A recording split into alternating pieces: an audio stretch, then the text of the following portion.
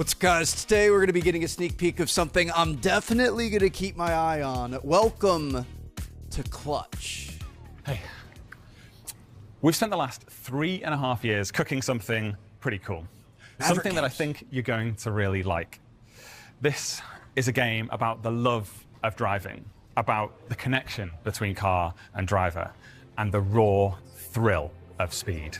This is Mike Brown, Welcome former to creative Clutch. director at Forza Horizon.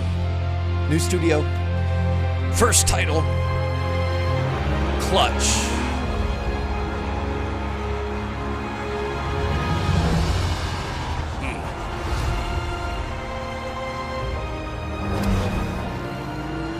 South of France? Italy? So Clutch is the story of a pair of sibling racing prodigies competing in the R1K racing series. The R1K is a prestigious and historic series that's been the proving ground of the world's best drivers for 100 years. So we've got circuit racing and a storyline. But away from the pomp and the pageantry and commercialism of the R1K is the Midnight Collective, a group of car enthusiasts who don't care about the money and the fame of the R1K. They care about the love of driving And street racing. the raw thrill of speed. Sick. Okay, so we've got a storyline that follows legitimate racing and illegitimate. So on this project, we've really had the benefit of time. It's actually the longest development of any game I've ever worked on, and that's allowed us to make some big investments that I know you're going to really appreciate.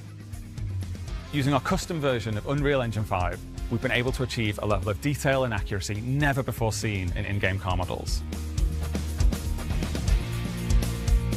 Every exterior curve, every fleck of paint, every interior stitch, every groove of tire wear recreated perfectly. Okay. And on older cars, there'll be signs of wear, signs of love, signs that the cars have actually been driven, been on an adventure. Every car tells a story. Every road has a destination. But all of this, it's not just a static presentation. A part of the joy of car ownership is that sense of connection between the car and the driver. And that's why we've pushed to set a new benchmark in car customization. Yes. Oh my gosh, dude. We need From the more. options to select when you're speccing out a brand new car, to those aftermarket Customization. parts that allow it to become that true one of one. In pretty much every racing game, I always want more customization. Okay, so that's great. Everything from hood scoops to neon. To those Interior, little exterior. human details that make it really feel like it's your car. Things like the coffee cup you were meaning to throw away, those parking tickets and receipts strewn across the dashboard, Wait, that hoodie what? you slung on the passenger seat, the fluffy dice hanging from the rearview mirror. We haven't made fluffy dice. We haven't made fluffy dice. Okay, all right. Well, we haven't made fluffy dice, but we will make fluffy dice. And anything else you want to see, just let us know and we can add that as well. Okay, that should put my Now, wife's Jeep in here. We It's got talked about receipts the and Starbucks R1K cups everywhere. and the Midnight Collective. But in the early part of our game, our hero gets himself into a spot of trouble. A spot of trouble that leads him to look up the services of a fixer. And in doing so, we smash open the doors to the underworld beneath the glitz and the glamour of the R1K. And whether it's in a high-speed getaway or if you're just out exploring this beautiful open world, Clutch Tech mods add new ways to move through the world at speed. Oh my If you're watching goodness. this live, then in about 45 minutes, you'll be able to see reactions from key content creators who've recently visited us here at Maverick and got hands-on with Clutch. And if I you want to see unfortunately more did not of get Clutch, the chance. then you don't have long to wait. Lock in to Summer Game Fest, where you'll be able to see the world-exclusive premiere of the Clutch trailer. And that will reveal the location the game is set in, as well as the stars of our cast. So for now, lock in, follow us on all of our channels. I love you all. We'll see you soon. Goodbye. I'm intrigued. Clutch, world premiere trailer, coming this evening at Summer Game Fest. This looks kind of insane, I'm not gonna lie. Now, I will say it seems like it's doing a lot, and that's not a bad thing. You know, if you can deliver on that, it's great. But like we've got what seems like a really fleshed out campaign with like major characters and things, which we always say we really want more storylines and more campaigns and, you know, just cutscenes and things like that in racing games. We've played like Need for Speed and stuff where we really love that. So we've got a campaign going on. You've got, within that campaign, actual, like, legitimate circuit racing, but then there's also, like, this underground league, and you kind of, you know, it sounds like there's something weird going on with the actual racing league that, you know, you kind of turn into the underground and stuff. Who knows what happens there in the storyline, but yes, we've got two different types of racing. We've got what they proclaimed is some of the most intense customization and realistic, like, car scans ever in a racing game. All the basics like body kits and neons and, you know, even interior stuff like seats and stuff down to coffee cups, which is absolutely ridiculous. They're also talking about how the cars look lived in, and this stream was in 1080p. I think the 4K trailer is going to be coming tonight, but you can even see it through the stream. Like, you know, there were like cracks in the leather and dirt on the little shifter knob cover and things like that. So, like, we're talking about circuit racing, street racing, a good storyline, the most customization and detail that we may have ever seen in a racing game.